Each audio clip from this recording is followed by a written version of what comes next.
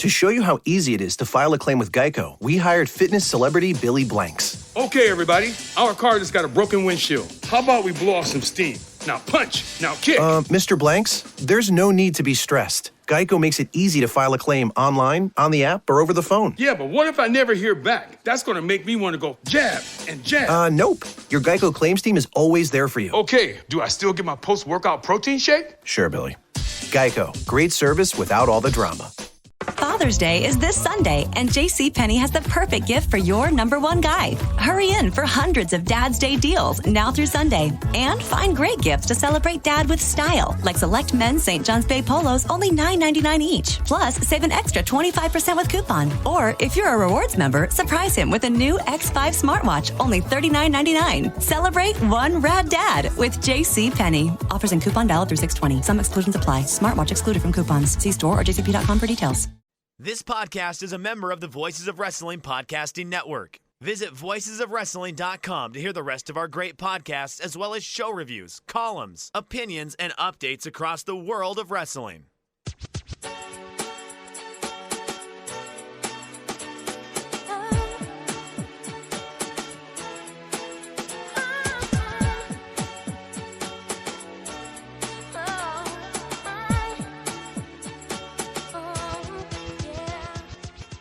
This is Everything Elite, the world's best podcast for all elite wrestling in the Elite Extended Universe. I am Mike Spears. Aaron Bentley is currently on the free wins right now. He signed a billion-year contract. We'll see if he ever comes back, but I'm not alone. Nate is here as well. What's up, Nate? Hello, it's me. It's Nate. Is that a reference to something? The billion-year contract on the free wins? Is that a thing? You apparently did not read Going Clear or watch the documentary Going Clear. No, it's true. I did not. I read a lot of forum posts about people going clear, but I have not. And I visited, of course, the Museum of Death, but I have not read the book. I don't read books. I do watch documentaries, but I haven't watched that one. It's a decent documentary. I mean, it's not anything new at this point, When it came out, it was kind of shocking. Okay, now this is ringing a bell. Yeah, a billion-year contract. Okay. Is the Free Ones the name of the ship? Free Ones is the name of the ship, Got yes. it. Okay, it's coming together for me. Yeah. Aaron is on vacation, so Aaron's left us at home. Aaron has pledged his life to Xenu. We're very happy for him. Oh, yeah. We got declared, though. Like, we're suppressive people. Right. That is unfortunate. It's gonna really fuck things up around the whole group chat when Aaron has the Sea Org agents come and try and hassle us for being suppressive people. That's too bad, but we're happy that he's got employment stability from now until the end of eternity. Yeah, I mean, what's after 1 billion years? You might as well just re-up at that point. This is the stability like that our generation craves for. You would think that they would like market like, hey guys, people who are in their late 20s and 30s, you entered the job market at like the worst time in modern history. Do you consider Scientology? Do you consider Sea Org? Yeah, that's I do. I wonder what kind of pension you get on a billion-year contract. Like, oh yeah, is it another billion years that they support you with a pension plan, or at that point, they're like, I guess you better have saved. You've had all this time. You've had almost 4 billion days to save up. Like, this is all on you at that point. Yeah, even just a thousandth of a cent would have gone a long way per day. Yeah. I'm thinking about like I don't know if you ever had these in like math classes growing up, like the idea of when they try to teach you about interest. And the idea of like, would you rather have, if you take $1 and you put it in the bank and you get like 1% interest per day, and it's trying to show you like if you save, you can do like that. Like just put the half penny in right now. In a billion years, you probably won't be a billionaire, but you'll be doing okay. Yeah, I didn't. I do remember that in math class, as I think we probably discussed on a Patreon show. I probably didn't learn it because I was playing Tetris on my Texas Instruments calculator at the time. But it does make me think of the funny tweets from like Hustle LLC Twitter that are like, would you rather have $1 million right now or $50,000 in passive income or something? And people, right? Yeah, those always amuse me. Yeah. No, like those. Would you be okay getting punched in the face for $1 million? Those Twitter accounts. I know Rich is a huge fan of those as well. Yeah. Like you have to live in this. You have to live in this a mansion in Beverly Hills. You get to, but you must be with like your first 3 people that you have blocked on Twitter. Like, Oh, that's a fun one. I yeah, don't have anybody blocked on Twitter. I have the official South Park Twitter account is maybe the only one I have blocked. Maybe that T-Mobile guy, the T-Mobile guy who was yes, in all of his own ads. yeah, and he always Yeah. would promote his shit, and it would be all over your timeline. You're just like, I'm tired of seeing this. And eventually, you just hit, I'm blocking T-Mobile, Yes, I think those are the only 2 accounts I have blocked because I was tired of their ads. as you should be. Yeah, everybody else I just mute because it's the same thing as a block, except it doesn't give them the satisfaction of knowing that you blocked them. Absolutely. I mean, the block is really just like the last, like that's when you're like you want them to know that you're pissed off, and just hit mute and go on with your Yeah. life. See. Personally, I have never been pissed off. I'm always laughing and never mad. So it just doesn't apply to me. Yeah, I mean, whereas I'm like always mad and always starting shit. So it's the that's dichotomy Mike's here. secret. He's always angry. I mean, it just Popular film reference. yeah, that is a popular film, I guess. I don't know the reference you're making. It's from the Avengers. Yeah, no, I've never seen an Never Avengers. seen the Joss Whedon classic, Mike? His tour de No. force, his magnum opus?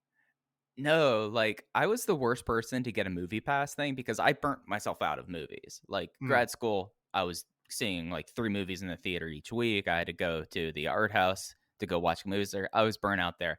I used my movie pass 3 times. It was to go see Death of Stalin, Cave of Forgotten Dreams came around. And what was it? I watched one of them with Drew and Carey. I forgot what it was. But yeah, I was the worst person for Movie Pass. That's funny. I got a good amount of use out of my movie pass, I think. I was living in New York for part of it, so I was finding lots of excuses to go to different movie theaters. I did also use it on Death of Stalin. That was here in Illinois, though. So that's funny. And I did also see the Cave of Forgotten Dreams, but that was pre movie. I think I saw it on its original release in 3D at the Brooklyn Academy of Music, so I did not have movie pass at that point. The only 3D movie that I was like, you know what, the 3D effects here, it's working for me because I'm looking inside a cave art and Werner Herzog's using 3D cameras. This is the only time you should be able to use 3D. I'm not opposed to 3D. I think 3D is a perfectly fine tool, but it seems to be dead now anyway, so whatever. It's gone the way of the HD DVD. So, Yes, RIP. all right, rip to a real one. If you want to chance yourself and catch a mute and you'll never know, you could follow us all on Twitter. The podcast is at Everything AEW. Aaron is at Aaron Like the Car. His tweets are monitored by the Scientology flag office, so just be careful there. Nate is at Epitasis, and I am at Fuji Heya. You can subscribe to the podcast. If you do so on the Apple Podcast app, please throw us a 5-star rating and review. We are also part of the Voices of Wrestling Podcast Network. You can find us on their feed or on our feed.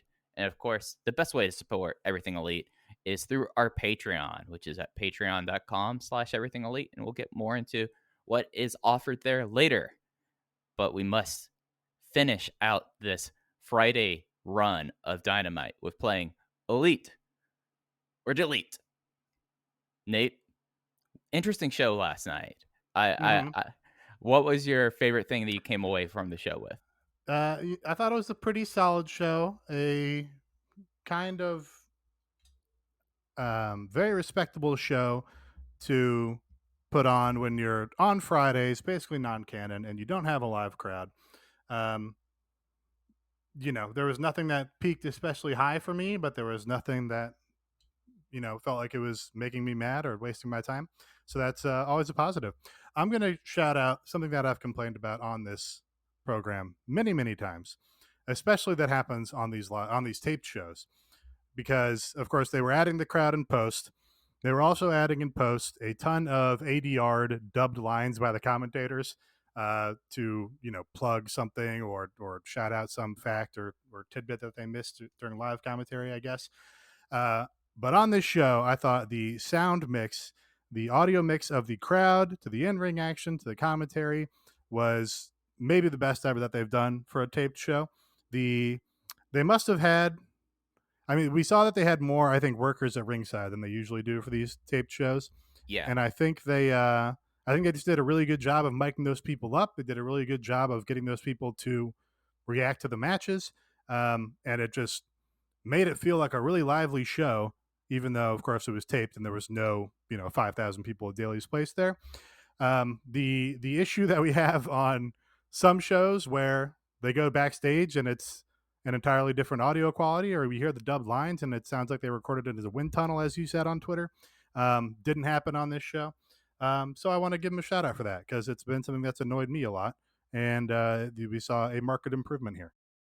Yeah, and it's something that I feel like for this kind of stuff, they should be at a point where this shouldn't be something where like nearly every week we're like, oh, the tape show, the sound mix was terrible, and we shouldn't be surprised and be like, hey, good for y'all for like normalizing all of your audio and all of that. But it's something that like I like the fact that they had more wrestlers at ringside. Like when you talked about this, like you could actually see them in the front row, and the hard cam, you were able like to see over their backs, and that gave it a little bit more of a energetic feeling that I wish they kind of would have done before they're wrapping up this run, because it was kind of a cool it was a cool aspect to it. But yeah, no, it wasn't like Excalibur shouting into a Yeti microphone in a wind tunnel and during a storm going, and after this. But yeah, it was something that I congratulations, 15 months and you got it.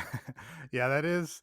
I think they just did that when they brought in the full audience at Daly's Place. They had the workers still in that front row, and I guess they're just like, oh, actually, that really adds to the show, and they decided to keep it going. Which, yeah, would have been ideal to have figured that out a while ago, but it happens. But that is one of my favorite things in wrestling, when you really know a crowd or a show is super hot, is when you have people in the foreground in front of the ring, and you can see them like jumping up and down, when something exciting happens. That's one of the biggest. That's like the most hype visual indicator for a show that you can have in wrestling. So yeah, it's cool that they had that. Yeah, and it's something that you would think that, especially for like a show that started at 10 o'clock Eastern time on a Friday night, having it look more engaging is going to get, because the people who are going to be casually flipping, if we still believe that there are casual flippers anymore, they see that and they're like, oh yeah, no, like this looks like it's a pretty kind of hot show, versus like you could barely see people on the side. You're like, why do they have people like up this close to it and not sell enough tickets? So like just adding that third side of the ring with workers, I felt like added a whole lot to this. I think my elite thing, like as you said, like this was a pretty enjoyable show. This was definitely not. It was not nearly as like bizarre as some of the other Friday night shows they've had, but it also was significantly better than their post Double or Nothing show. I think like that the thing that amused me the most, because that's how I treat these shows because of how late they are and they're non-canon. The thing that I got a lot of enjoyment this last week out of was the debut of Brock Anderson. Brock Anderson and Cody had their match against QT Marshall and Aaron Solo. Brock Anderson just like has this.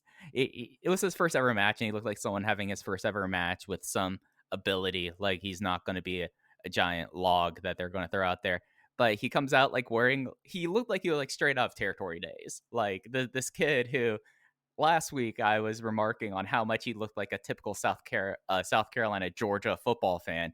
He now looks like someone who tag teamed with someone like filling in on like a Jim Crockett promotion show in the mid 80s. And his body is crazy. It's fantastic. Love a guy showing up with like the established dad gut at age 30. And, he had a nice jackknife. Like his jackknife cradle was actually one of the better jackknife cradles I've seen. And it just was like one of those things. You have Cody, who has like the big veneer of like, this is a star. This is someone that feels current and modern. And then Brock Anderson out there, periwinkle blue tights, gut shape, hairy chest, and just was completely like a blast right past. And this match was a whole lot of fun. I enjoyed it. Yeah, I was very, very amused by Brock Anderson's look. That's most of what I think I will be tracking throughout his time in this promotion. He's exactly, I guess, what you would think Arn Anderson's 30-year-old son would look like. So I guess that's good. Delivers.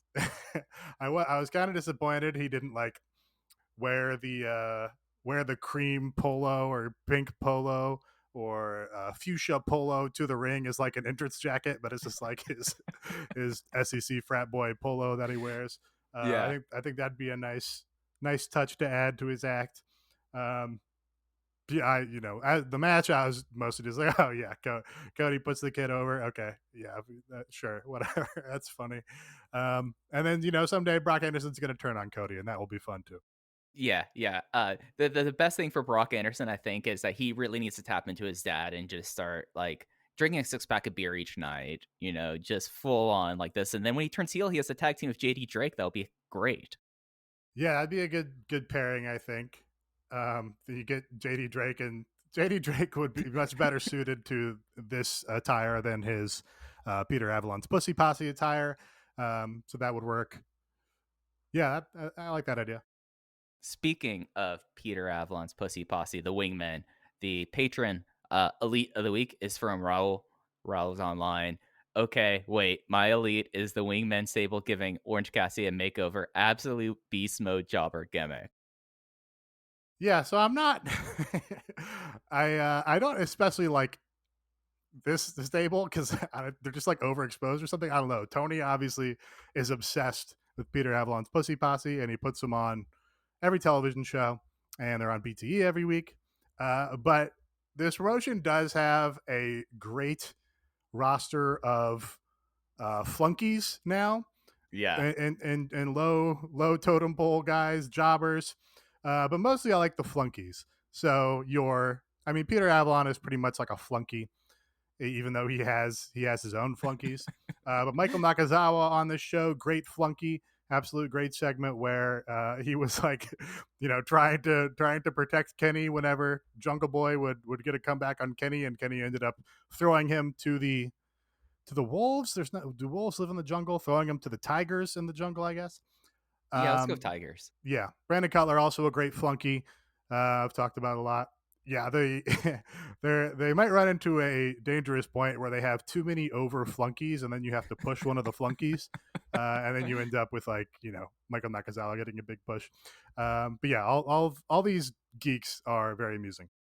Yeah, it's something that like the flunky issue is there's so many people in this promotion who are great at eating shit. Like Aaron Solo was great at being a flunky in that tag match.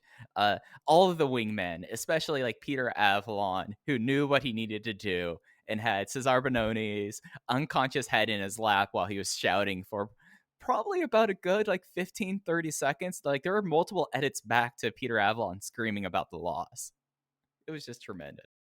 I want to shout out also Alex Ron Johnston's elite, since we don't have one for Aaron. Yeah. And that is the big LG, Doc Gallows, standing tall at the end of the show, smiling, looking very out of breath, but and I'm adding this, looking also very cool. In the pantheon of crazy looks in this promotion, Doc Gallows has exceeded his former high point, which was like 2 weeks ago, and now he's gotten even weirder with it, which I really like. I'm never going to get tired of the Good Brothers. I don't care. And it just, I think it's probably smart if you're going to do a show with like a lot of heel finishes, a lot of heels standing tall. We saw it in the handicap match, saw it at the end of the show. It's safer to do those on a no fans taped show on a Friday, right? Because now you can be like, oh yeah, look, the men of the year beat up Darby and pinned him and got a win over him, and you can put that in a video package, down the line. But you don't actually have a crowd there getting bummed out and being like, God damn it, I paid my money and my favorite guy lost. So that's a nice little booking thing, I think. Yeah, and it's something that with this show, I felt like that there was a certain kind of sheen that the show had, that like this is good that this was the tape show, though there were certain things on this show that would have much rather seen in front of a crowd. Like there's some stuff here that like the whole purpose of a handicap match is to get heat on the babyface trying to face off against the heels, and like there was like perfect time things. I was like, oh, the crowd would have gone nuts for Darby doing his insane like stun dog.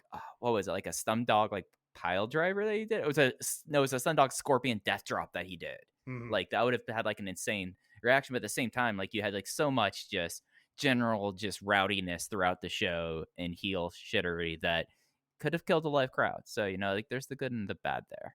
Okay, so I just saw that you already picked Alex Ron Johnson for the listener delete. So I'm doing it audible. I'm just going to shout out Uwu WFI's Elite. Basic cable drama Kaz cutting promos about God and revenge. That was also very sick. I'm sure we'll talk about the Elite on it. Yeah, I mean, Frankie Kazarian is living like his true life, but those were all the solid things on the show. Nate, what on the show would you want to delete? What do I want to delete? Good question. Thankfully, Mike took notes here, of course, with Aaron being out. Aaron typically Copious does notes. our copious notes from Mike. Aaron's like, one of you guys is going to have to take notes because I'm not going to be on the show this week. And I was like, well, I'm pretty sure if I don't say anything, Mike's going to do it.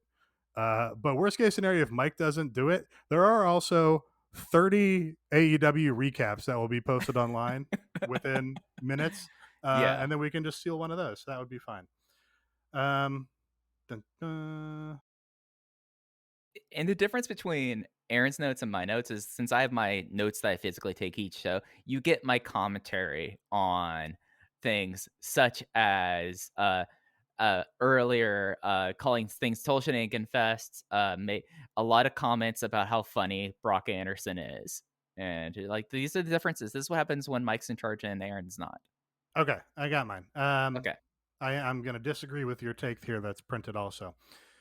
This wasn't like especially bad. I thought they actually edited this into a perfectly presentable segment for television, considering that in its raw form, it was probably not quite that. They also did a good job with the soundtrack on this.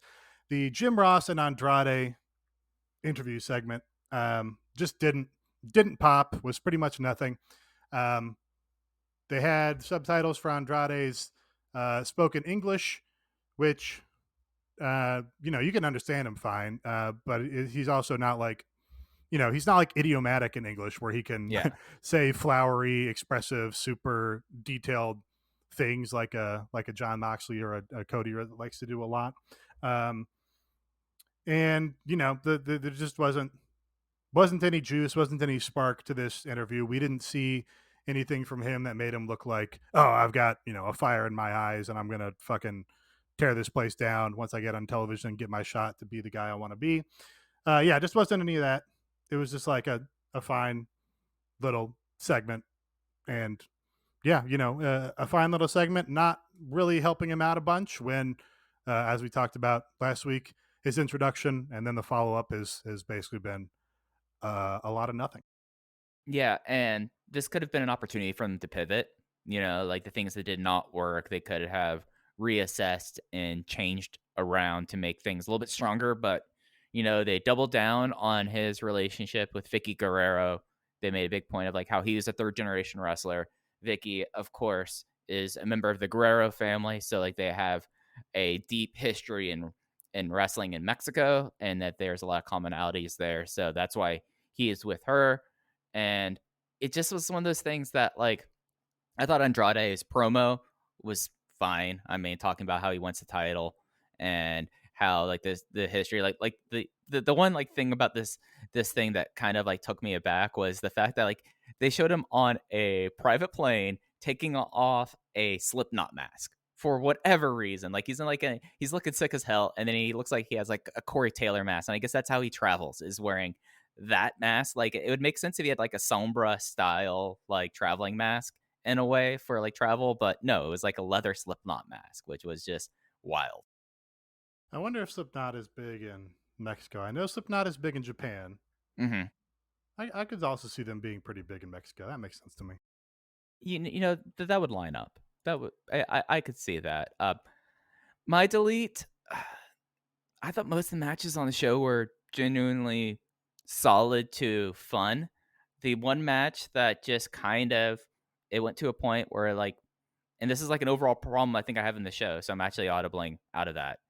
This show felt like, okay, we did this huge batch taping.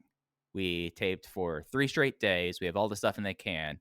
And this was the show that felt most like, hey, so this is our last tape show. We're going to go live next Saturday. What do we have left to put on TV? And then let's piece things together from there, because not a lot of connective tissue in a way with the show. And it kind of went match, ADR, Alex Marvez backstage again, match. And it just felt kind of in a way like, yeah, this is a Friday night. It's their last Friday night. It's their last taped show for the foreseeable future. But it felt like in a way that was like, okay, we're done here. Like, this is our last show. Let's just throw whatever we have in the can onto the screen. We'll edit it all together. Excalibur will do ADR. We'll make sure the ADR sounds fine. And it just was one of those things that really kind of struck me during the match I was going to delete, but I'll just bring it up here. During Penelope Ford versus Julia Hart, this is when I was like, oh, wow. Because they did not really edit this match whatsoever. They left things in that in the past they would not leave in. I was like, oh, they were trying to just get everything they had on the timeline, getting it out the door, and just be ready to move on to next Saturday. Yeah. So, yeah, there was one spot in particular where they did a sequence and then the reversal didn't go smoothly, and Excalibur just like lost his place and was like, don't know what happened there. Which was not a tremendous job by him avoiding calling attention to that little fuck up.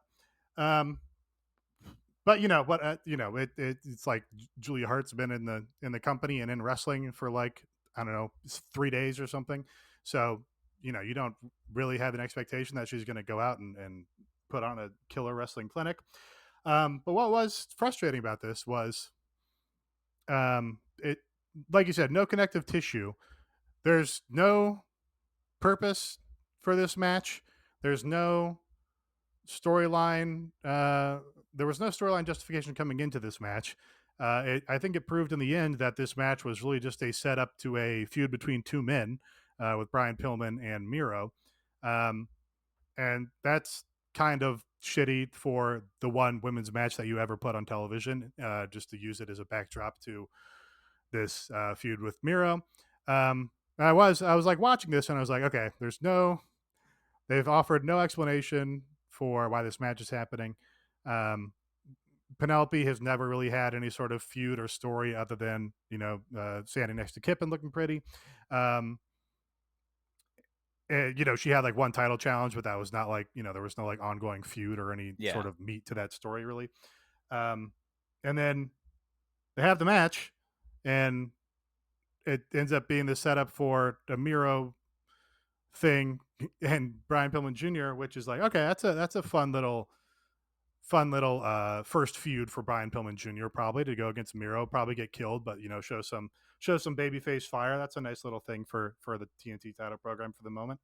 But yeah, it was just kind of frustrating. Like, I don't know, Penelope Ford comes out and seems like a big star all through her entrance, and then it's like, well, they don't edit her match, so it's just kind of a raw match on television here, and then it all ends up just as set dressing for this other storyline. And then like the storyline you do have happening in this division is Nyla Rose and Britt Baker. So we got a promo from Britt Baker and a title or a match challenge there with Vickie Guerrero. But I don't know. Obviously, you had time to fill. Maybe you put Nyla Rose on television and have her kill somebody in 2 minutes and be like, hey, here's the challenger to the women's world title. She's a former champion. By the way, she also kills girls. I don't understand why they don't do that. It would just make the show feel a bit more dynamic, I think. And people love watching squash matches. Like, people love watching people get killed in wrestling. So, that just would have fleshed out the show, and I don't understand why they never do that.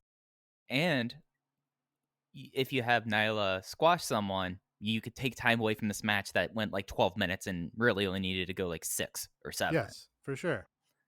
It's just one of those things that, like, when you look at like for how much a figure Britt Baker has been in this promotion and has been treated as such, it's really her. She gets her segment basically every week, and then it's just kind of filling it in and what else we can do. And it's not necessarily, it's not like that either Penelope Ford or Julia Hart have any sort of storyline going on.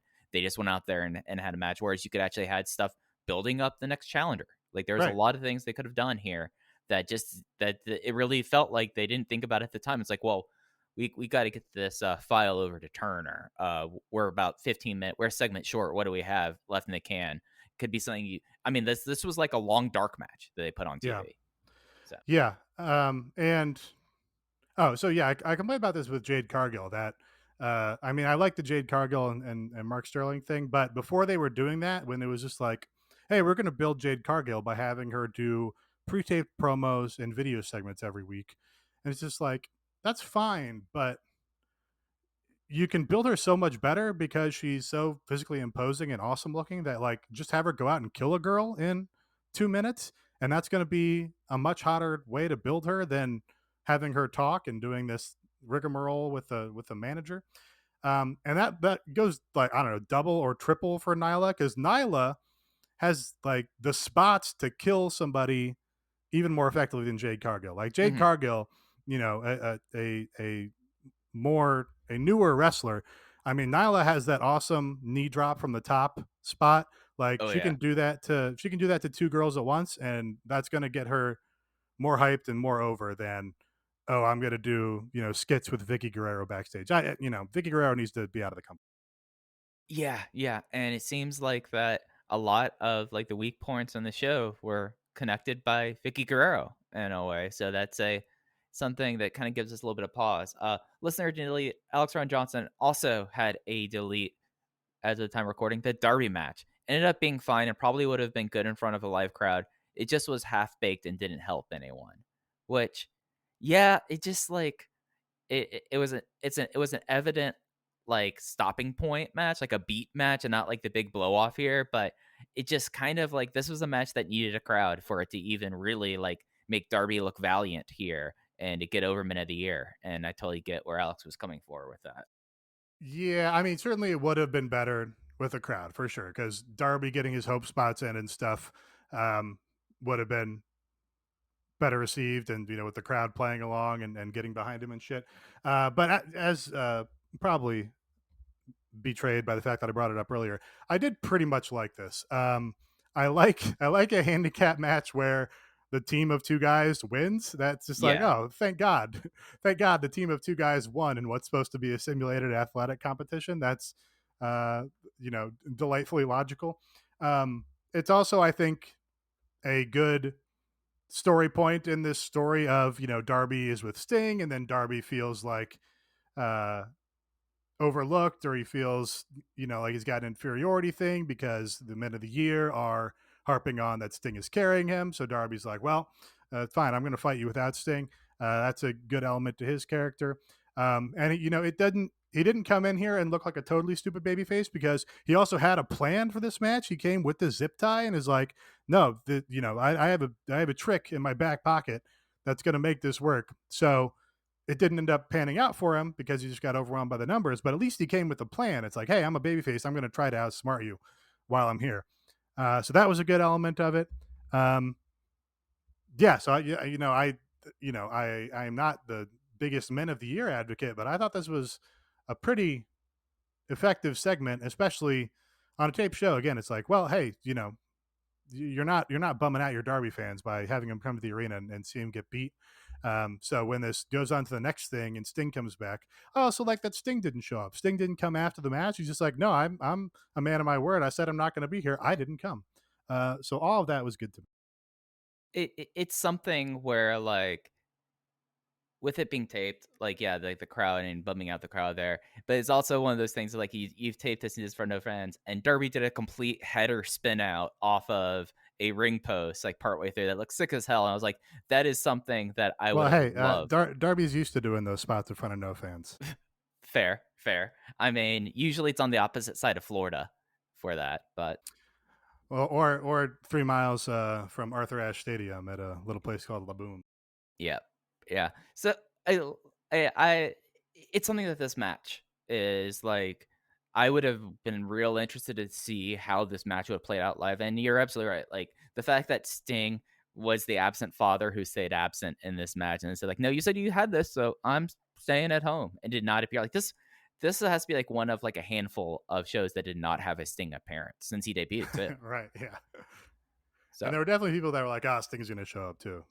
Okay? yeah, Somebody told me something in wrestling, so the opposite's going to happen. It's like, no, actually Sting says what he means. It means what he says. yeah. And it's one of those things that Sting, he is kind of Darby's adopted father. Father's Day is just around the corner, and you probably need a gift for a hairy dad. Make your dad proud this year and get him and yourself the Manscaped Lawnmower 4.0. You heard that right. The Lawnmower 4.0. Get 20% off and free shipping with the promo code This Is at manscaped.com. And the great thing about the Lawnmower 4.0 is it has the 4th generation trimmer with cutting edge ceramic blade to reduce grooming accidents thanks to their advanced skin safe technology.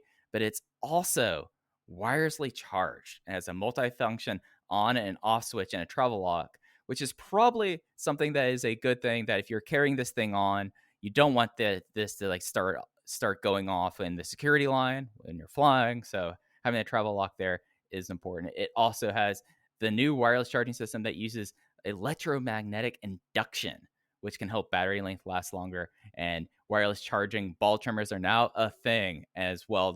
You can get the Weed Whacker nose and ear hair trimmer, which is the best nose hair trimmer on the market and the perfect gift for your pops. And you can get all of this with promo code This Is It, and you'll get 20% off and free shipping at manscaped.com. That's 20% off with free shipping at manscaped.com and promo code This Is. Don't forget that you came from your dad's balls. This year, show your original home some love with Manscaped. So we went through the good and the bad of the show. There was a lot of stuff that we didn't even get a chance to get into with this week's Dynamite.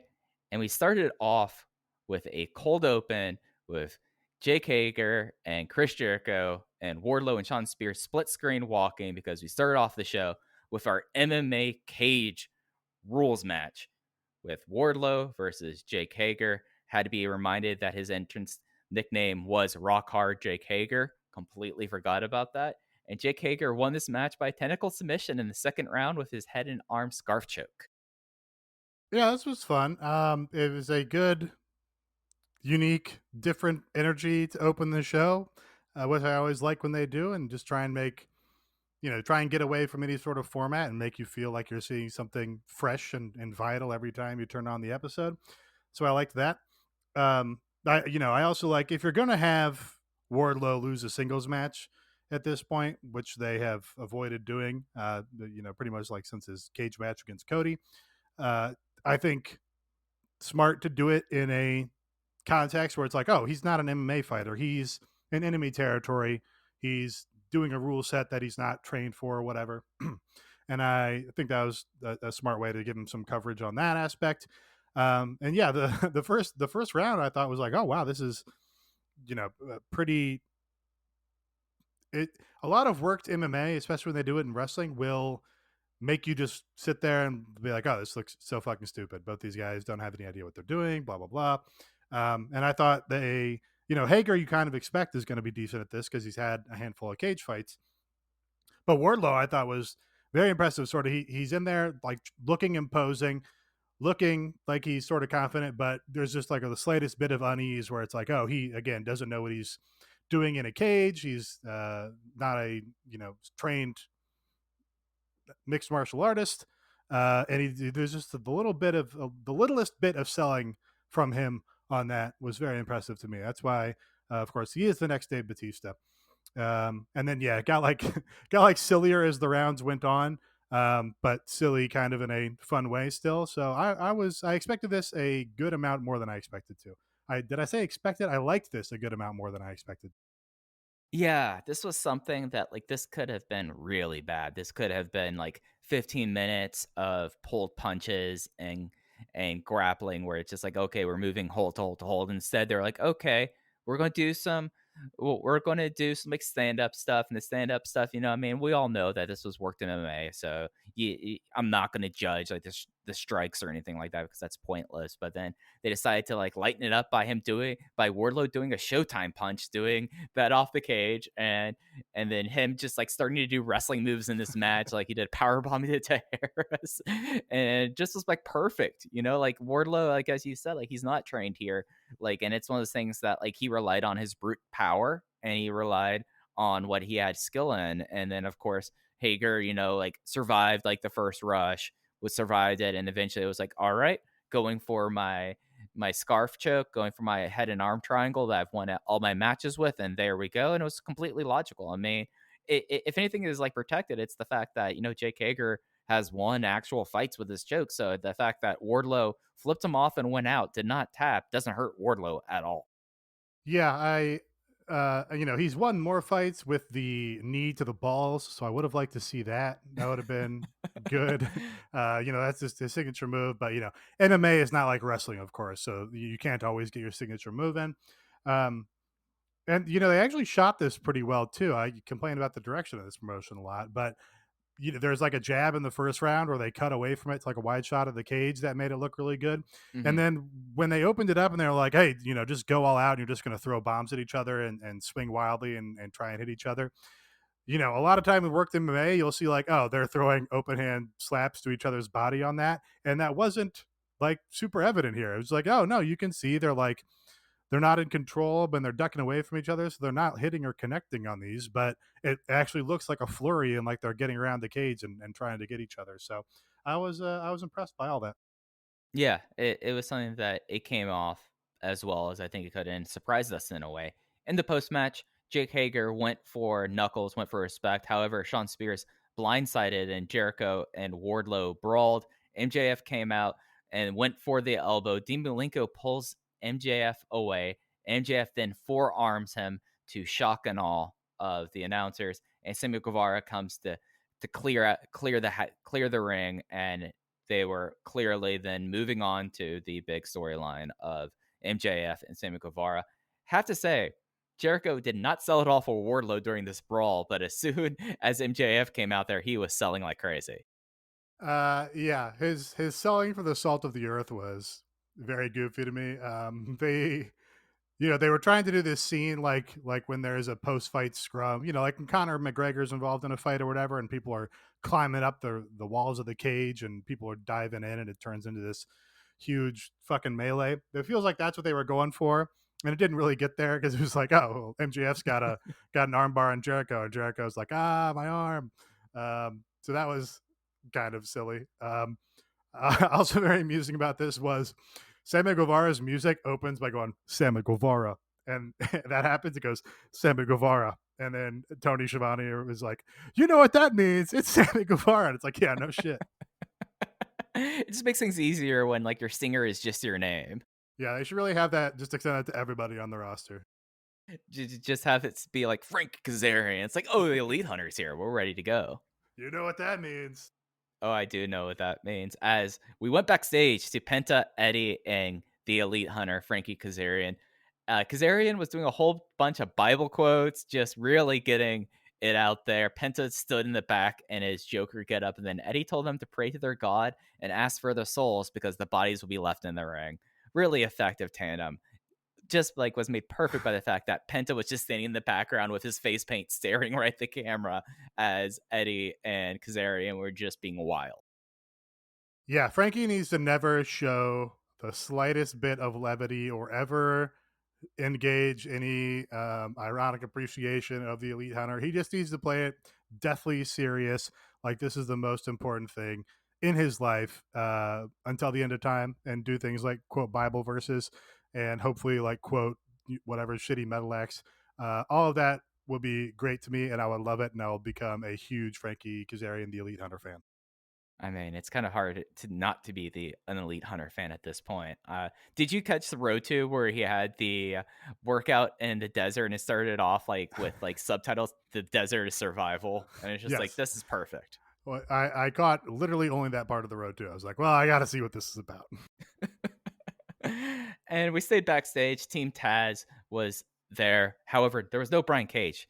Taz brought up that there are issues. There's no Cage here, and Taz had that for a reason because he wanted to pull Ricky Starks aside and tell him to drop his beefs. And before Ricky could say anything, Powerhouse Hobbs is mad about how last week everyone left him behind to lose to Hangman and 10, and then Taz challenged Page for Hobbs for it was for next week. It will be on Saturday Night Dynamite, and Hook is in the foreground the entire time, just menacing. Yeah, never looking away from the camera. So it's pretty hard to take your eyes off Hook here. But I also like, the Brian Cage thing where he's been breaking up with Team Taz has been was annoying to me in the beginning, but I do like Powerhouse Hobbs having his frustration here that this bullshit ended up with him being left alone, and vulnerable. And I like Taz being like, okay, well, now we're gonna get our comeuppance on that. We're gonna have a top singles wrestler, a top wrestler in this company, Adam Page, against the top singles wrestler in this company, Powerhouse Hobbs. I just like that push, like that shine that they're giving to Powerhouse Hobbs here. Yeah, this was really effective. Almost all Team Taz stuff has been very effective when it comes to the promos thing. It's just all the shying away from Sting, like the back and forth, that kind of where it falls flat. But this was great. Yeah, a lot of the holding pattern stuff where it's like, well, we have good ideas for where we are and where we're finishing. We just don't have all the super ideas for how we're gonna do that week by week by week instead of just having these confrontations in the ring. Yeah.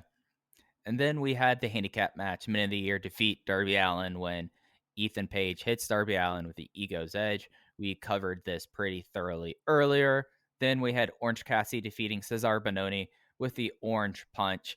This was just like we talked about how many like goons and how many just absolute just minions we have here. Orange Cassidy, each time he going outside, them trying to make over him using spray tan was like the perfect thing to have at about 10:35 at night, where like you're getting tired, you're about to go to bed after this is over, and you just have like an utterly bizarre match with Cesar Bononi, like just being Cesar Bononi, the Bone Zone infected, Orange Cassidy constantly getting more clothes and spray tan applied to him before he eventually wins with a lot of shenanigans. Yeah, the visual of Orange in the jacket and shit was pretty fun. This probably would have killed in front of a live crowd. Oh yeah. Like these two matches back to back in front of a live crowd, like you bring them down with Darby losing, and you bring them right back up with Best Friends and Orange Cassidy, and you end it with the moment of Peter Avalon crying with Cesar Bononi's head in his lap. Death is Superman right there. We went backstage. Alex Marvez, a lot of Alex Marvez. Like Alex Marvez was all over this episode. He was backstage with Jungle Boy, and they were about to have a promo, but Kenny Omega, Don Callis, and Michael Nakazawa come screaming by in a golf cart, literally screaming. Jungle Boy had a JanSport with him. Kenny's in plain clothes, but is mad about last week. He challenges him to a street fight right there, right then, right there, and he called him numbnuts. He offered him the first shot, but as Jungle Boy was putting down his book bag, putting his hair up, taking off his watch, Michael Nakazawa attacked him with one of the Dell Book Inspiron laptops that he has every week. They tried to gang up on him, but as soon as Jungle Boy started to get the advantage, Don and Kenny ran away. Yeah, there were a lot of little moving parts in this that I enjoyed. I like the consistency with Kenny's character, where he keeps trying to get guys to give up their shot against him, like he did with Orange Cassidy. And here he's like, "Oh, whatever. Next week, don't worry about it. Let's have a street fight right now." But Jungle Boy, I think played it like a pretty smart baby face, so that works for him. But really, when they started, after they attacked him, and then Jungle Boy starts coming back, Don Callis was very funny. How he's like, "Oh, well, I was cheering you on, but now I'm going to get off camera." That amused me. And then, as I mentioned earlier, like as soon as that happened, Nakazawa runs in and just like pulls Kenny away because he's the mewling little flunky or whatever. And then they're getting on the golf cart, and Jungle Boy goes after him, and Nakazawa goes to get on, and Kenny just like pushes him off, like, "No, you deal with this." Also amused me greatly. So yeah, I like I've pretty much since the beginning I've been high on the Kenny and Don act, and it's really coming together with Kenny being like this shitty little coward who always wants to press this advantage with his old man. Yeah, Michael Nakazawa had a pretty funny tweet after this saying, "Some people on Twitter have asked me which one King Omega thinks me as, a friend or just a human shield. No doubt he thinks of me as his best friend. That's a stupid question. He buys me a new laptop every time I hit someone like this and break it. He is my best friend." Good to hear. Love to hear it. Fantastic, just flunky behavior there. He And did. Michael Nakazawa had a super depressing Twitter profile for a while. yeah, Yeah. So I'm glad he's getting more to do on television, assuming that that's important to him since he moved and went to a foreign country and all this. yeah, and he gets a lot of Dell and Spyron laptops to break. I mean, Yeah, hell. those are the laptops. I mean, like you remember those? Like you look at them, you're like, oh, this is a laptop that probably be really enjoyable to destroy. And now he gets to do that on a weekly basis. Yeah, I would like to see the screen get snapped off the keyboard more often. That's, I think, the real Oh real yeah. juice to a laptop attack. But I guess you got to save that for the big spot. No, absolutely. Sticking with Alex Marvez, he must have just like walked around and they were like, all right, this is time for the next Marvez segment. He is with the Hardy family office. Matt Hardy is mad at Christian and talks about contracts. Christian storms in and they lock Christian in an industrial storage area as private party chant lock him up.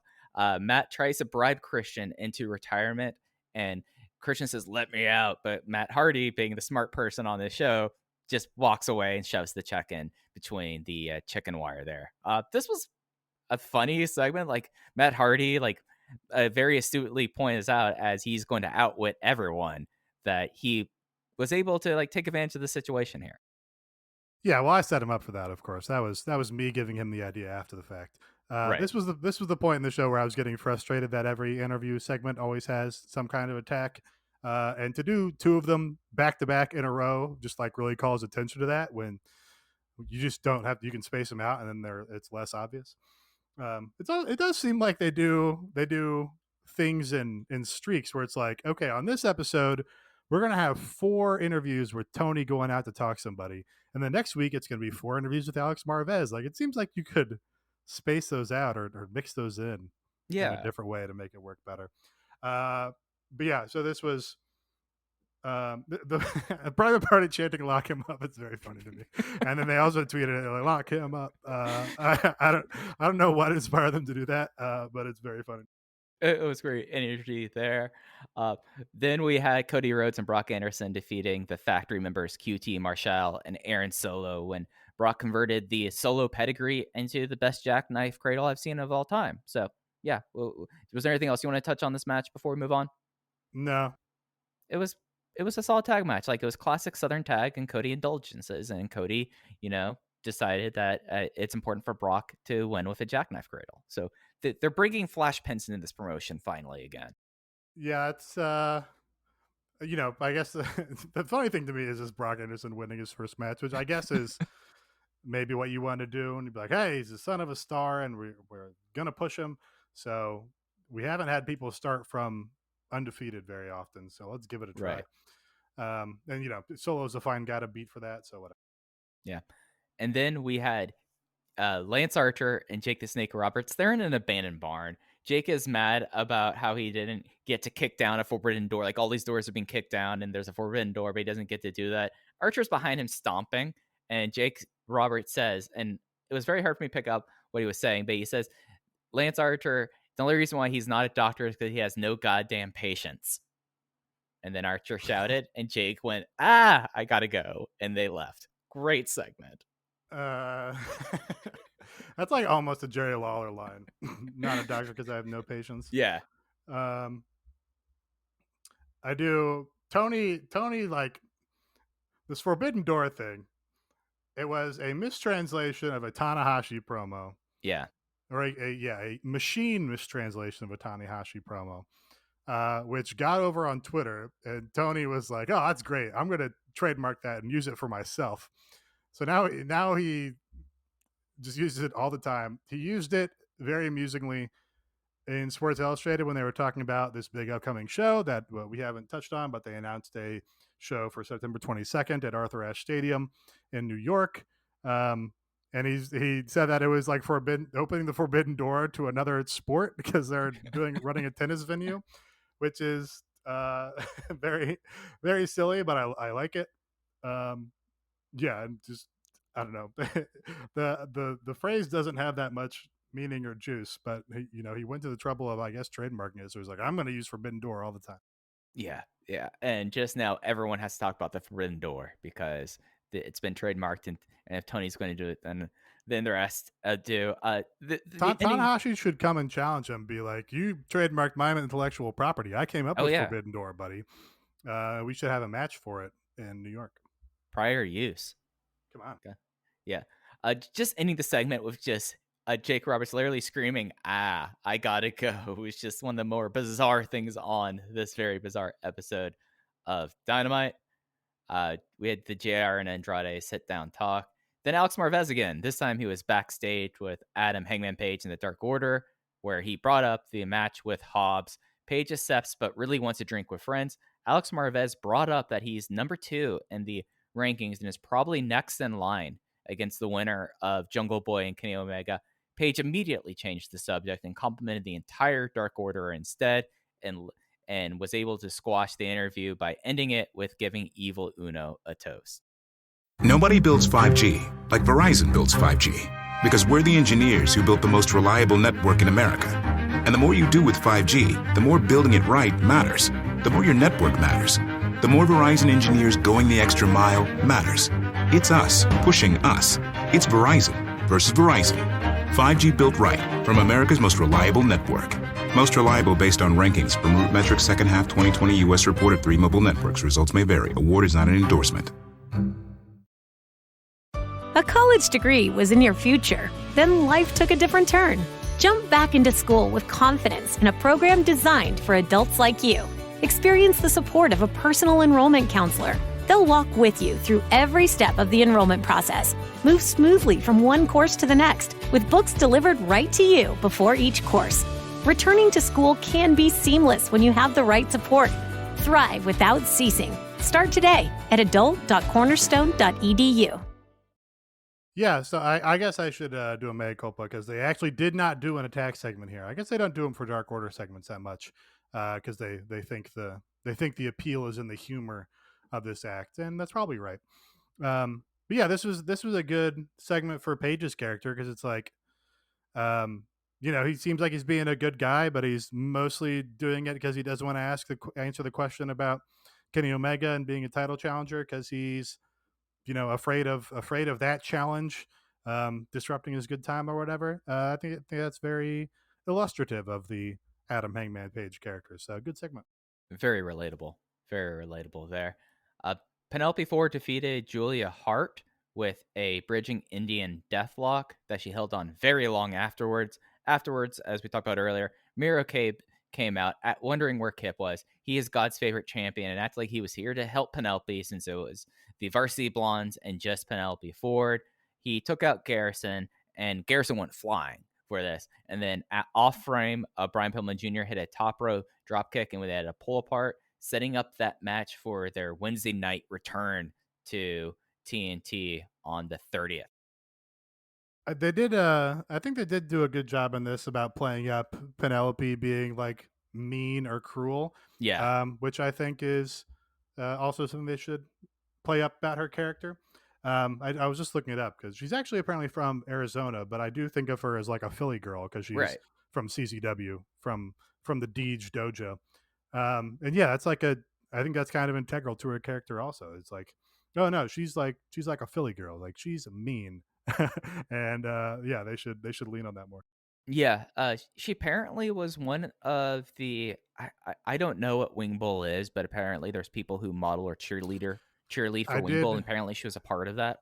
I do remember this. She won the Wing Bowl and got a giant like Ric Flair coat, and then Charlotte Flair shouted out her Ric Flair coat on Twitter about it. But yeah, she also did a tweet that she was also a cheerleader at like Arizona State. Maybe she does seem like an Arizona State girl too. Yeah, so that also she has works. she has Tempe energy.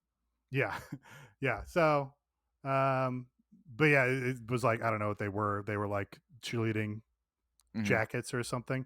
But that makes sense. That makes sense with them doing a dueling handspring elbow spot that kind of went south. That all fits in. Yeah. We went backstage. This time it was with Tony Schiavone. He was with Britt Baker and Rebel. And as soon as they were starting to talk, Vickie Guerrero comes out, complains about the cheeseburger smell backstage, talks about cheese sauce on Big Macs, which they don't have cheese sauce, has an obsession with cheeseburger, and she wants Nyla Rose to have a title match. She brought up that Tony Khan owes her a favor for bringing in Andrade El Idolo, and Vickie is using the favor to make the match, but the match is Britt and Rebel versus Nyla and Vickie for 6:30 Wednesday Night Dynamite. Yeah. So I don't, I you know, I don't think a Vickie Guerrero match especially draws for your big return to Wednesdays live. I also they did a weird thing here. It's like, oh, we have a really good reason to make this match happen in kayfabe. Like Vickie brought in Andrade, so now Tony owes her a favor, so she can get whatever match she wants. But then she picks this match, which is why does she want this match? Doesn't Nyla just want like a world title match? Wouldn't that be what the match she should try to get would be? So that's confusing to me. There's so But many different matches she could do. Like you could say, like, oh, Nyla's gonna get this title shot because she's so high ranked. I'm gonna pick a match where I don't know. We're going to throw Britt Baker in against Nyla Rose, against Thunder Rosa, against Hikaru Shida, and she's going to get through all of that because we're going to get that title shot. But I'm using my favor to make sure right, that when we get the title match, it's over. yeah, But no, that would have made sense. Some people in our replies were saying, oh no, they're gonna switch it, and Vickie's not gonna wrestle. They're gonna replace her with Taya Trinidad on the live show as a surprise, which would make sense as far as, okay, well, now you can put Andrade with Taya. That's an upgrade. Now you right. can have Taya in the match instead of Vickie. That's an upgrade. Now you kind of have a unit that's like Andrade, Taya, Nyla, and Vickie. That upgrades the unit. I don't know if it's still what you want to do with Andrade, but I guess that you can just kind of break Andrade and Taya away from them. So all those things would be great. But there was it wasn't like Vickie came and said a partner of Nyla's choosing. She's like, no, I want to wrestle Rebel. She's really excited to get in there with Rebel. So there was not actually any like breadcrumbs that that's what they're headed to. Yeah. But I guess I'll just cross my fingers because, it does seem like Tay is probably not going back to WWE. I know she was at the PC a while ago, but nothing seems to have come from that. And then they just fired her husband. So, yeah, I guess I'll cross my fingers and hope that's where this is going.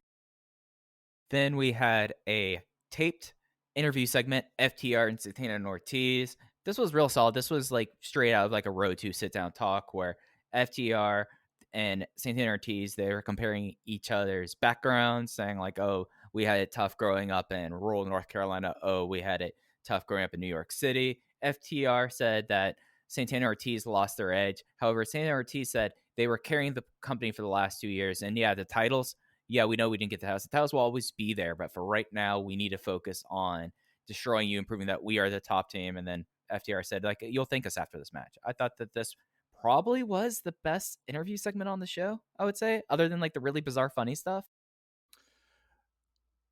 Yeah, well, I think it could have been executed better. You're right that it was like a good Road to segment. I think we've seen better from Santana Ortiz on these, like that one where they went and shot them in New York and all sorts of sites around New York and walking across an industrial bridge or whatever.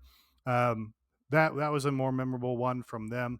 FTR is kind of like FTR hair had some good content here. It's like, yeah, okay, you grew up in New York City, great. Have you ever not had running water in your home? Have you ever had to live in a car? Like those are good points to hit, but he kind of, I think, just rushed through them. And I don't know, I think that's just kind of where you see a little bit of the limitations of their like promo performance, where it's like, well, I'm not really feeling the suffering and the meaning and the weight of those words that you're saying to me. Like, I believe that it's probably very difficult to grow up in those circumstances, but like, you gotta make me feel it. You can't just like say it.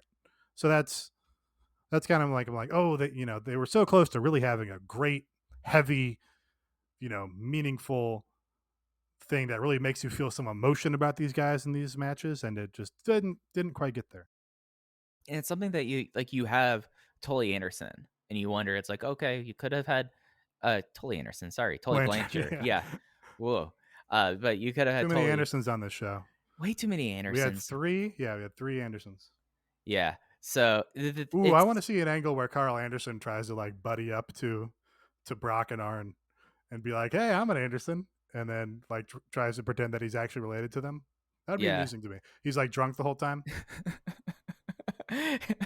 and he's just going around saying like, we're Andersons, guys, and then Arn and Brock he gets his own like Anderson family tracksuit printed up and just shows up with it backstage. He's like, "Hey guys," and it's like, oh, and they're like, you're not related to Ole or Gene. It's like, no, I'm like the second cousin, like a real Lance Von Erich thing is what they could have played on. This is second cousin, twice removed. Yeah. You know, we both know Gertrude Anderson. Yeah, you remember her, all that Auntie Gertrude. Okay. And then he tries to take Brock out for drinks. Yeah. Like there's a lot of mileage with a Fighting Andersons storyline. We went backstage with Jade Cargill. They have to have a big segment or a big story for Carl because Doc will be busy tearing up the singles division, of course. So you have to move Carl into like a tag team thing with Brock while Doc Gallows is like main your top singles champion. Yeah. Main eventing, starting his own jewelry line. I mean, I'm surprised that Doc Gallows hasn't gotten into turquoise because he seems like someone who'd be really into turquoise. I know they were selling their own shirts. I was trying to think what kind of market there would be for pro wrestling earrings. Danglies. Yeah. Doc's danglies. I don't know if that, maybe you can do like clip-ons. It'd be like a funny thing. I would get less joy out of it if every wrestling fan started wearing these around to like, what's the Starcast or whatever, and he's got a fake Doc Gallows earring. It would be less cool to me then. I only like when it's Doc Gallows and BTS, the only people with dangly earring. Yeah, I mean, it's something that I mean, then you go to the Fan Fest and they would have like piercing stations where like, you get your ear pierced. They bring out Claire's, they bring out the gun, and then you have to. Oh no, that doesn't work. I was gonna say who was the piercing guy from WWE, but I think it was Draws. So that was Albert. It was Albert. Oh, Albert did have piercings, but wasn't Draws like actually a piercer? Like that was his. He was like, I'm the piercer for the fucking, what was it, Sons of Anarchy stable. Well, like Draws, like they had something like this, and then they had someone who was supposed to be like their drug guy between them, like that. They had like a whole entire like parallel universe happening on Saturday Night Heat and Saturday Night Shotgun with like Draws and Albert talking about piercings and such. Oh, I hope AEW Rampage has a Shotgun Saturday Night feel where it's like, oh, there's a vague silhouette of a dancing woman in the opening titles. Isn't that sexy? I mean, they can get really weird with it, and I think that like I think they should.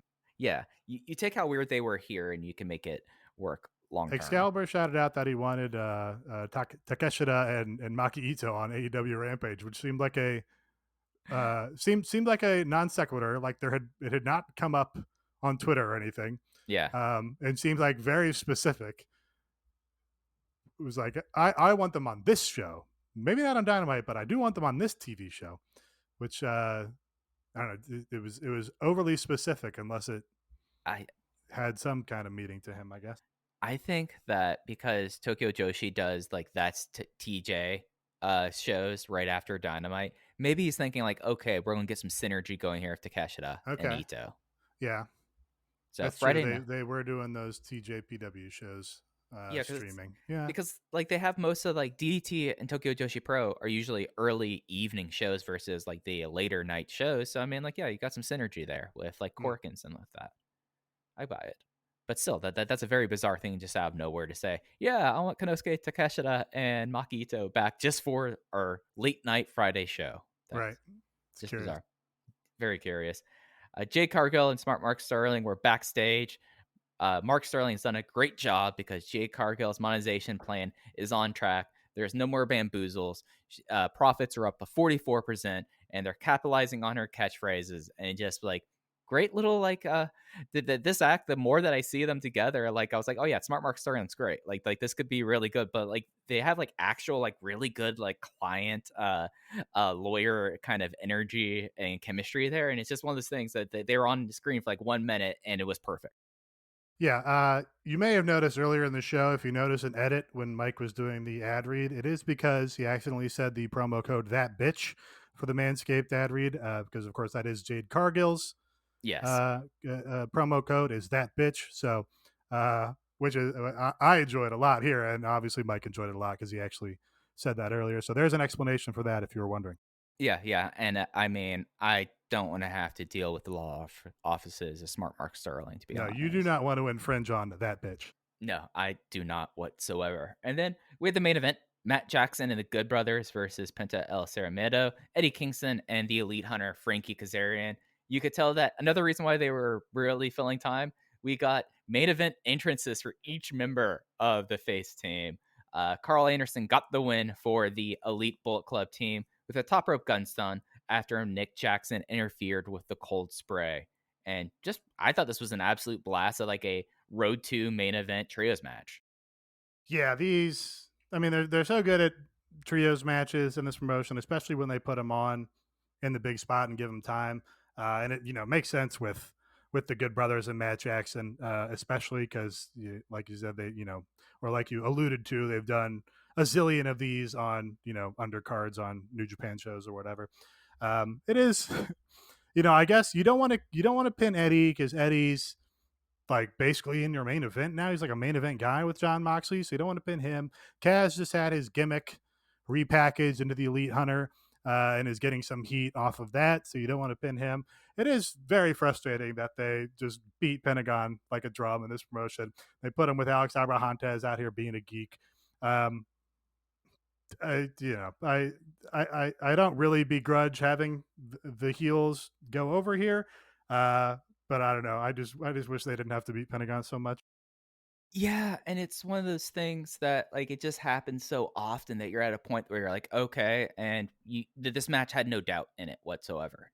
And it's not necessarily like a bad thing to have like things that are predictable, but it just was so predictable at a certain point that you're just like, oh yeah, all right. So I know this is gonna happen. Nick Jackson came in, hit the cold spray, like it was all executed well, but at the end of the day, you're just like, oh yeah, there's no doubt in mind. Yeah, they did. Yeah, they did cheat. There was heel interference, so it gives them a little coverage. But yeah, just like, oh, you could actually just like have Pentagon win all the time and be a badass and not have a little geek manager, and like you might have like another top character you could use, but they don't want to do that. So whatever, just got to accept it at some point.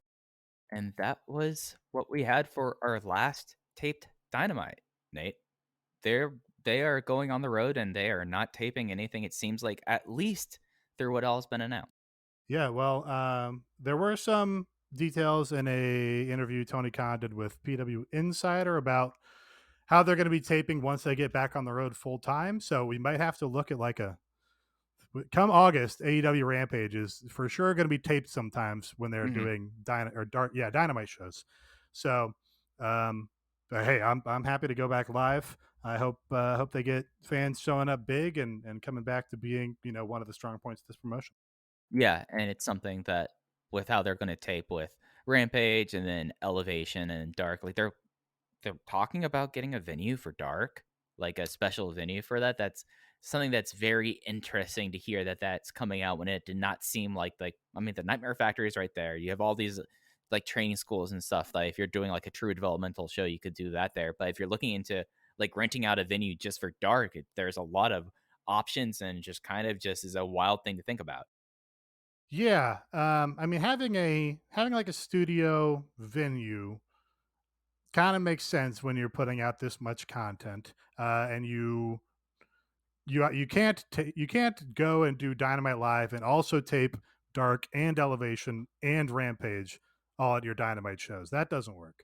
So to that point, it feels like a good idea to do like, oh, we'll have a studio, or we'll set up in Daly's Place semi-permanently, or we'll get center stage and have a studio there and also do matches. The difficulty with that is Dark is where you're doing your untested talent that you're trying out or whatever, giving guys a shot. And it's going to be more difficult to draw with those in the same place week after week Right. when you're not bringing in, Kenny Omega to wrestle Takeshita or whatever. What a promotion having basically the exact same problem, or will be having the exact same problem, is New Japan, which has been running these strong shows in a empty studio for what feels like decades. They should just do those together. Just be like, hey, at center stage, it's going to be AEW / New Japan, Dark and Strong, and you can do a 2-hour show and tape an hour of Dark and take an hour of Strong, and then you have an undercard with Dark, and then you can have whatever higher level New Japan matches. Maybe, I mean, if New Japan's still just booking JR Kratos or whatever, but presumably New Japan will be bringing over top New Japan wrestlers to filter in on those shows as well. And that would be cool. Just be like, hey, come and see Danny Limelight beat somebody on Dark in the undercard, and then in the main event you can see Hiroki Goto, beat Hikuleo or whatever. I think that would be a good compromise I just came up. Yeah, and you said center stage. I mean, that's a 2-hour drive for me. Like, I will go drive to go see. I'm trying to think of a Clark Connors versus in a crossover match. Clark Connors versus Lee Johnson. Like, that sounds like a great match to me. Like, there's a lot of stuff you can do there. Yeah, they share rosters between a lot of those guys at this point too. So yeah, Good Brothers are just got announced for New Japan Tag Team Tournament or whatever. So there you go. That's a free one for you, Rocky and Tony. Yeah, there we go. There we go. Speaking of content, you can get all the content you could ever wish for on patreon.com/everythingelite. We have 3 tiers, $3, $5, $8. $5 will get you everything we record. We've been doing the Patreon since November of 2019. I think we are up to close to, if not over, 200 shows at this point on that Patreon. You get access to our Discord where we all hang out during the shows. And on the $8 tier, as they're getting back to regular programming, you'll be able to listen to Everything Elite record each week live. So that's at patreon.com/everythingelite. This week on Monday, with PWG coming back, I talked about how the PWG coming into 2021 and how the wrestling landscape has changed and what is the place of PWG in wrestling and how AEW might end up relating itself to PWG and helping out in a lot of ways. We had Light on Friday. That is our preview show for Dynamite. It's usually Aaron and I previewing the show, talking about Dark and Elevation, and Nate with the vlog Quick Hits. We don't really have stuff lined up at the moment for next week, but I'm certain we'll come up with something that's probably either going to be very good or very insane. We kind of go one way or the other with that, and that is at patreon.com/everythingelite. So looking at the schedule we have announced. Oh, you had something you're about to jump in there? No, I was trying to find a way to talk about Brandon Howard Thurston's Patreon wrestling podcast rankings. And there was a lot of confusion because the Attitude Era podcast also, actually not even also, it's called the AE podcast on there. And people were like, oh, is that another AEW podcast? And I was going to say, actually, we're the top AEW podcast on Patreon, which I don't know if that's true because I haven't looked. But Aaron's been calling this the best AEW podcast since the inception of the show. So I guess we're just fine making big grand statements like that. So the best, no, not the best, the top AEW podcast on Patreon. I like that. I like it being the top. Looking ahead, next Saturday Night Dynamite, live in Jacksonville. We know that Kenny Omega will be defending the title against Jungle Boy, Hangman Page versus Powerhouse Hobbs. Then quick turnaround. So Saturday to Wednesday, they'll be back on Wednesday night. Their last show in Jacksonville for a bit. The main event is MJF versus Sammy Guevara. TNT title match, Miro defending against Brian Pillman Jr. Britt Baker, DMD, and Rebel versus Nyla and Vickie Guerrero. We have one match signed for the road trip that they have. It's at Road Rager. It is a strap match in Miami.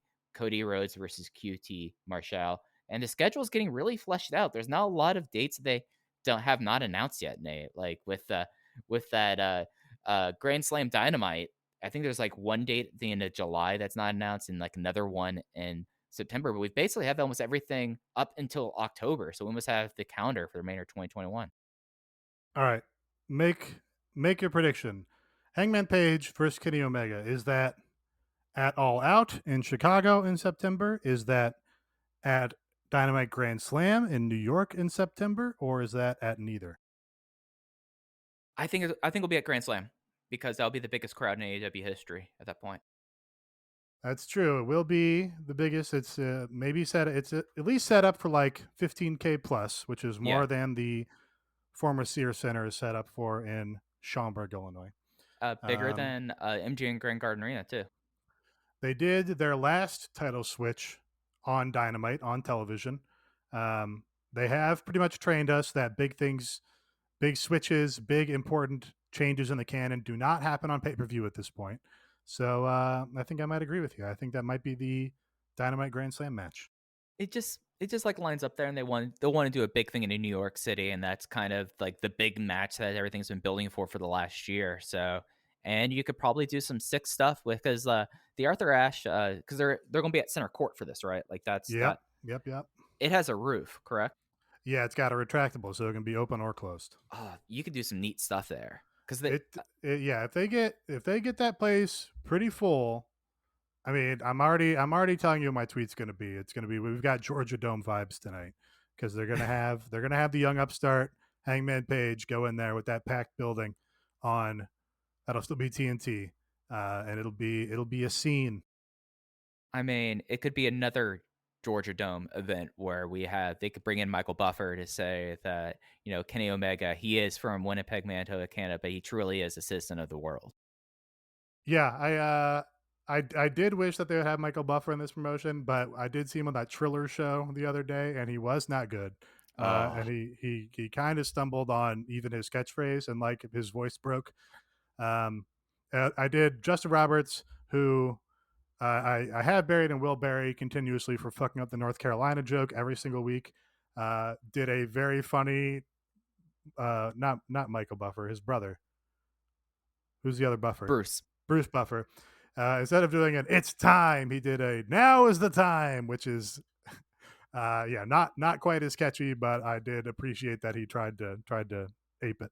Yeah, tried to do his own phrase that was just completely derivative there, but it's gonna be interesting. It's something I hope that we get to see, like this burgeoning MMA fake scene that we have in AEW, because that was a good enough time that I want to see. We've had Jake Hager, we've had Wardlow. I forgot where I saw this might have been VOW Slack, like the idea of doing like Thunder Rosa versus Britt Baker, and that would be fun. Thunder Rosa's done shoot fights in a cage before. Combates Americas, if I'm right. There you go. So, but I think unless you got anything else, I think that'll do it for us this week. No, I have definitely nothing else. Yep. So you could follow us on Twitter at Everything AEW.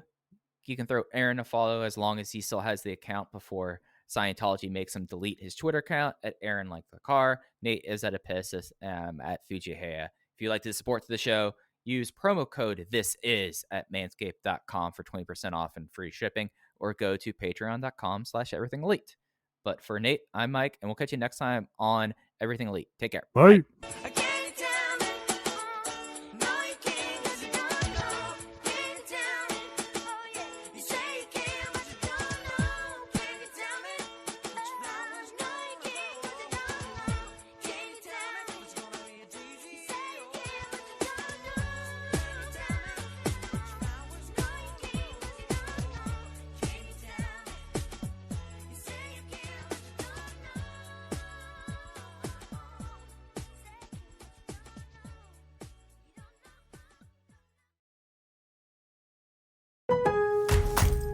This Father's Day, let Dad loose at Lowe's. We have something he'll love down every aisle, but he's likely to head for that beautiful Honda self-propelled mower. Twin blades and a 21-inch deck create clippings for easy mulching or bagging. Variable speeds match Dad's pace for a manicured lawn with minimal effort. All this with a 166cc Honda engine, powerful and reliable. Dad can shop at Lowe's in-store, online, or through our app. Lowe's, the perfect gift for Dad. While supplies last, U.S. only.